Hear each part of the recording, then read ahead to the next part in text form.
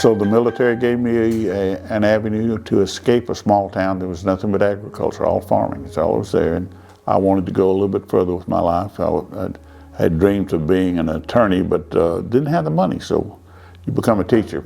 And they wouldn't let me teach because I was too young. So the military, I just went and said, hey, I want in. I've got a degree. And they said, okay, we'll take you. They didn't check my age too close.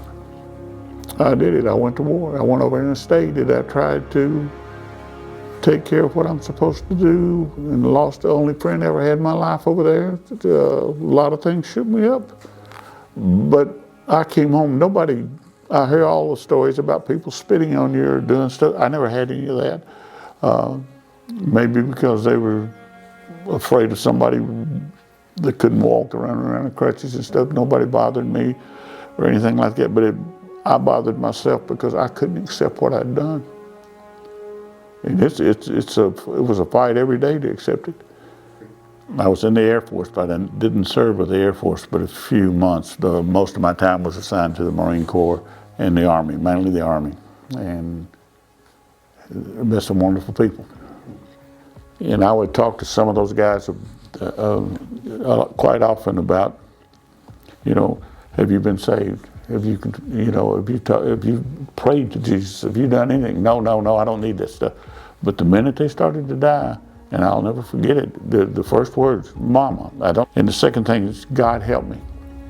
Because they were so afraid that they weren't going to make it. And you'd go try to pray with them, but you couldn't most of the time. It's not like you see on the movies, okay, we're going to go pray with you and you're going to be okay. That doesn't happen.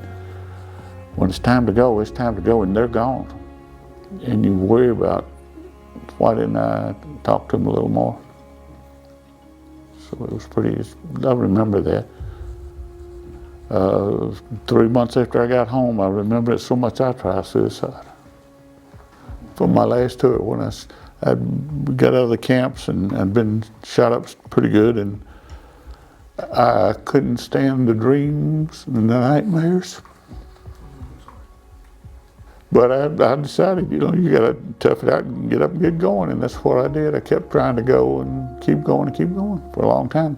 And that's the most thing I can remember about Vietnam was the dying. The killing, that's easy. You can shoot a man, that's easy to do, but to watch him die, that's a horrible thing to watch.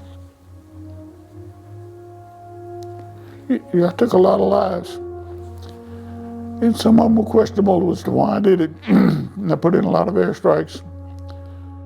I've had people tell me I didn't belong in the church because I'd taken lives. I had my own family tell me they didn't want me around because I kept going back to Vietnam. My last attempt at suicide was in 1988, and it was over the same things. My life was dismal. I was mad at God more than anything else for not me, but for what happened to other people. I didn't understand it real well. I never lost faith. It was really weird. I still prayed to God every night to help those people and help their families and everything else, but I was mad at Him. And it was kind of a tough time, and I tried it, and I stayed in a coma for 19 months. And I guess that was God saying, time out. You're going to just stop life for a little bit, because when I came out of it again, I met the most wonderful woman in the world and married her. And we stayed married for 30-something years till she passed away. And I made her a promise I'd never try that again, and never will. But she got me looking at, I'm blaming everything on God when it's on me. I don't have the right to challenge God. I have the right to serve God. And that's what I tried to do with my life from that day forward. And I had real problems with forgiveness. I couldn't forgive my father for some of the things he'd done to me. I felt I was baptized the first time because my father was going to beat me again if I did not be baptized. Because I have a twin sister, and they were twin brothers just older than us. So he wanted all four of us to be baptized at the same time. So it wasn't that I wanted to be baptized. If I didn't, I would get several broken fingers again, and I didn't want that, so I went ahead and was baptized. This time I wanted to do it because it's something I wanted to do, and I wanted to do it the right way. Then I met some crazy people. One of them was Miss Amy, and the other one was the pastor here. They still saw something in me that I could do stuff. All I was trying to do was find a church not to die in. I'm trying to find a church to live in.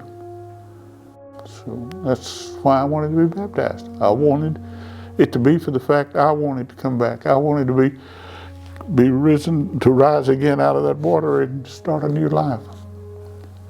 The only person I'm still dealing with the problem on is forgiving myself for the things I've done. I still deal with that on a daily basis. But I still pray to God every day to help me forgive myself for what I've done. I'm not proud of what I did in that war. But I'm not ashamed either